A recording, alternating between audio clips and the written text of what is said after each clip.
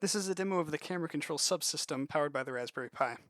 When the device is activated, the user is presented with a boot up screen while the Raspberry Pi's operating system starts up. Then the user is presented with a cable select screen. Here's the storage hierarchy with files for each of the 4 cameras and a file including the information about diameter measurements of the cable.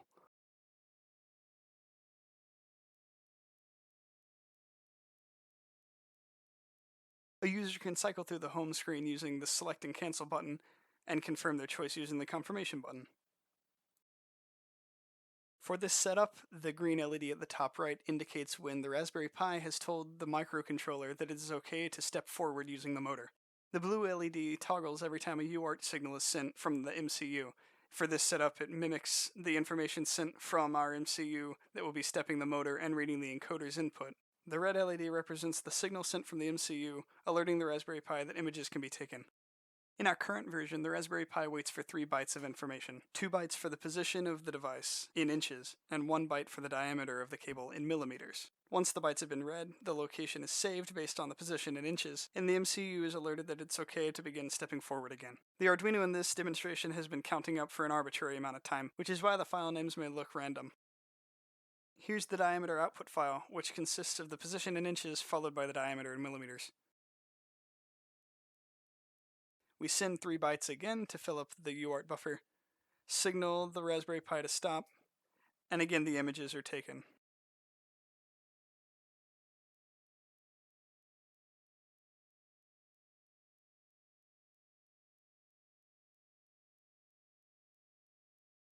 Here's the USB hub with all 4 of the cameras connected. And the entire device operation can be cancelled with the click of a button. Here are a few examples of the LCD user interface. Not pictured is a memory warning alerting the user that images have already been taken for a selected cable. Here's the device chassis. This is the side of the device that will be facing the user as they operate on a cable. A look inside will show components that have already been mounted, including the fans, a switch for the battery, and a few of the power management components. Here's an older demo of how the MCU system interacts with the motor and its driver. The inspection tool will need to stop for every picture, so every time the encoder makes a full revolution, it will have to stop the motor, and then once it receives the continue signal from the Raspberry Pi, it will keep going and then repeat the cycle. Here is a demo of the MCU functionality. So off to the right out of frame is a rotary encoder, which the MCU is continually reading the position of. Once it has detected that the encoder's moved a certain amount, it will raise a flag bit to the Raspberry Pi, which is simulated by the red LED. And then that will tell the Raspberry Pi to expect data over UART regarding its position. So the MCU will then send the data over UART, which the Raspberry Pi will use to stamp each of the 4 photos it takes with a certain distance. While the Raspberry Pi is taking its photos, the MCU will also be taking readings from the ultrasonic sensors. Once the Raspberry Pi has finished its photos, it will raise its own flag bit to the MCU, which is simulated by the button. This triggers the MCU to send the data it received from the ultrasonic sensors to the Raspberry Pi as well. The Raspberry Pi then acknowledges acceptance of the data by raising its flag bit again, which will then allow the cycle to start over.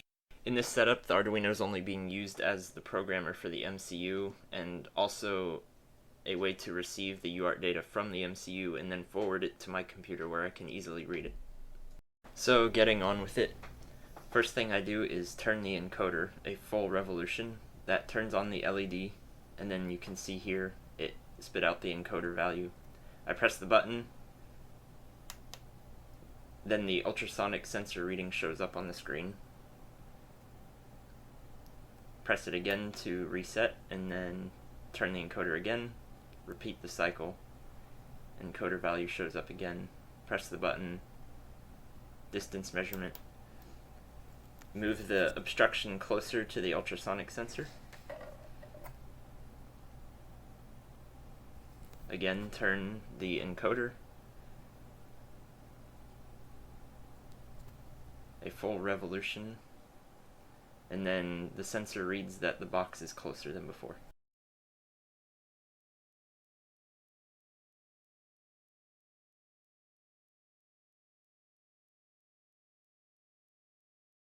Here's the finished render for the PCB of this device, including power relays, GPIO pins for the MCU, and the MCU itself. We will also be supplying all of these components as discrete off-the-shelf options for ULA. The software written for the MCU can operate on either. The production version of the Raspberry Pi will run in a headless mode, unaccessible except through SSH. Data will be stored on an external SSD, which will either be easily removable by the user or accessible via Ethernet cable connected to the Raspberry Pi. At current, the only thing remaining for the electrical systems is integrating these two discrete systems together. Due to the situation that arose last weekend, we weren't able to finish this part of the project. Moving forward, we are waiting for the mechanical engineers to finish some 3D mounting parts that they also had to wait on over the weekend. Once the 3D mounting parts are available, the motor, drive wheels, and the rest of the electronic components can be mounted into the device and testing can finally begin.